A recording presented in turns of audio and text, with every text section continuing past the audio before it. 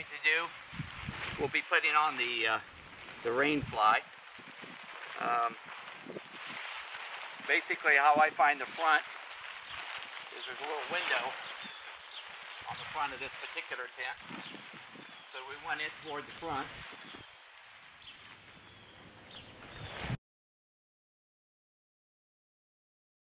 So basically these seams will line up with the poles. So that kind of gives you an idea once you get it up. You see this is the front door. So now what we do is we go around and we snap together each corner. It's got a little clip.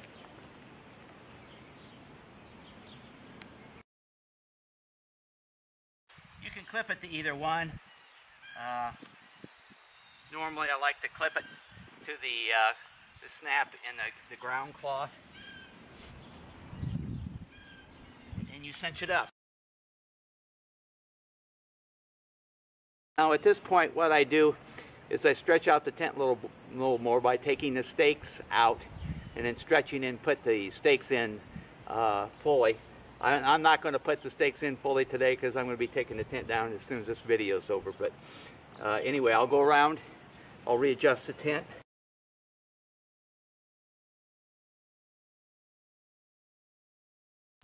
You want to put your stakes in at an angle, 45-degree angle approximately.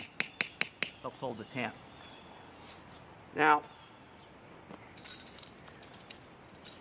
I have some more stakes here. First of all, what you want to do is stretch out the vestibule, and it's got also 3 slots in it, grommets. So, pick one of those.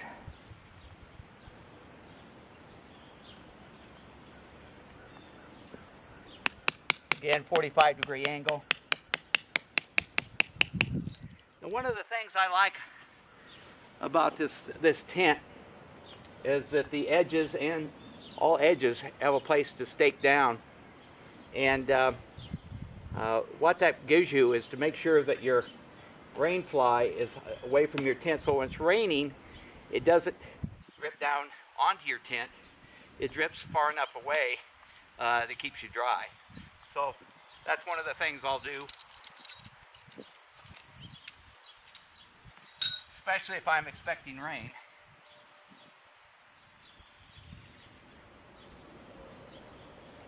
Now you can also, in this case I got it tight enough, I'm going to have to guy that out. But you can see this tab here. I can guy it out so the rain is going to fall several inches from the main body of the tent. So that's something you want if you know it's going to rain.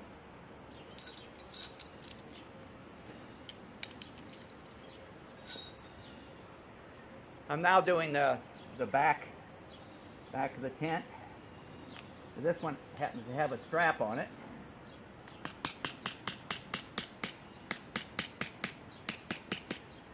It also has a vent back here. I'll get a close-up of that a little bit later. Give you a little better ventilation. I really haven't had any problem with condensation in the tent. Again, this one needs to be guyed out a little bit. I do have short guy lines, and so anyway, that's your basic thing. It does have guy points here.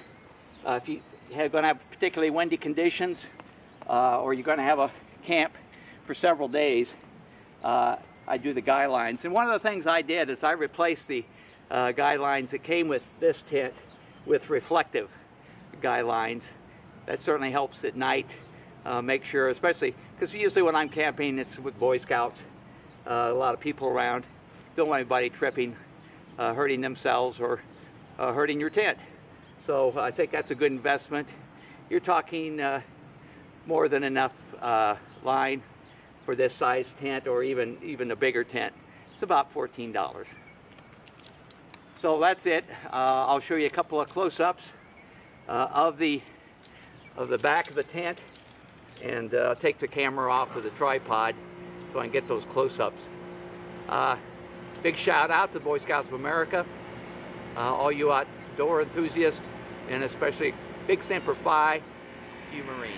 This is the ventilation I was telling you about that's located on the back of the tent.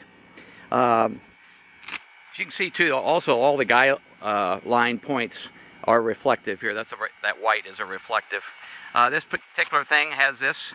I think it's just a plastic tube inside here. It's got Velcro on the end. So anyway, all you do is it's got Velcro on the inside. You just attach those and it keeps it open. As you can see, it provides some ventilation to you. And as I say, I haven't really had any condensation problems with the tent. So here's a picture of the strap system that's located on the back of the tent, the bottom of the tent. You can get it tighter if it would happen to loosen up. So that's a really good feature.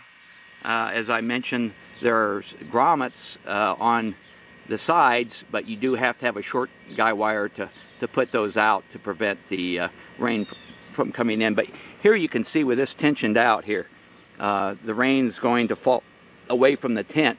And unless you're in a terribly sloped condition, your tent's not going to get wet or very wet. I'm going to show you a close-up again of all three parts of the tent put together.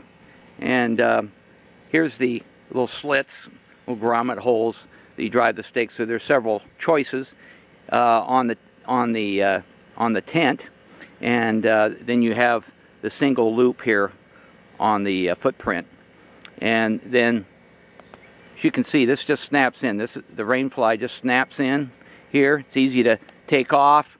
Something I have done too is I have had the Rainfly just partially on, and if at night or if I see it's going to rain and I'm in camp, I can just quickly come around, snap it up. So it's very quick. Only takes maybe about 30 seconds to complete the job. And then when I drive the stake, get my shadow out of the way here.